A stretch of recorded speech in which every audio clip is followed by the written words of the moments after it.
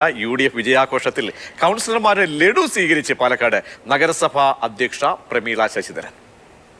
ഉപതെരഞ്ഞെടുപ്പിൽ രാഹുൽ മാങ്കൂട്ടത്തിന്റെ വിഷയത്തിലായിരുന്നു കൗൺസിലർ ലഡു വിതരണം ചെയ്തത്.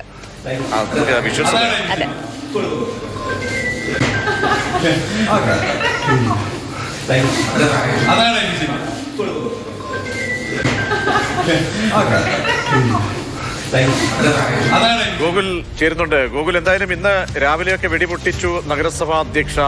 അതിനുശേഷം ഇപ്പോൾ UDFന്റെ ലഡു കൂടി മധുരം കൂടി നുകരുമ്പോൾ വീണ്ടും വിവാദങ്ങൾ ഒരുപാട് ആളിക്കത്താൻ സാധ്യതയുണ്ടല്ലേ?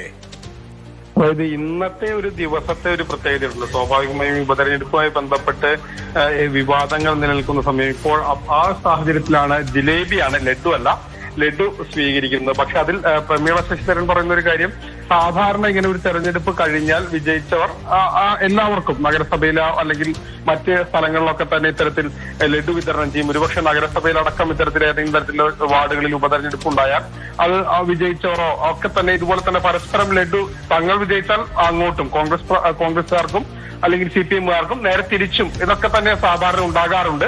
അങ്ങനെ തന്നെയാണ് ഇന്ന് ഉണ്ടായത്. തന്റെ ക്യാബിനിലേക്ക് വരുന്നു, വന്ന് തനിക്ക് ജിലേബി ഇത്തരത്തിൽ അവരുടെ ഒരു വിജയത്തിന്റെ ഭാഗമായ ഒരു മധുരം നൽകുന്നു, അത് സ്വീകരിക്കുന്നു എന്നുള്ളത് തന്നെയാണ്. അത് സാധാരണ നടക്കുന്നതാണെന്നാണ് പ്രമീള വ്യക്തമാക്കുന്നത്. പക്ഷേ ഇന്നത്തെ ഒരു ദിവസത്തിന്റെ പ്രത്യേകതയാണ് ഇതിൽ ഏറ്റവും പ്രധാനമായുള്ളത്. അതായത് പ്രമീള ശശിധരൻ തന്നെ ഒരു മധുര പ്രതികാരം തന്നെയായിട്ട് നമുക്ക് ഇതിനെ വായിച്ചെടുക്കാം.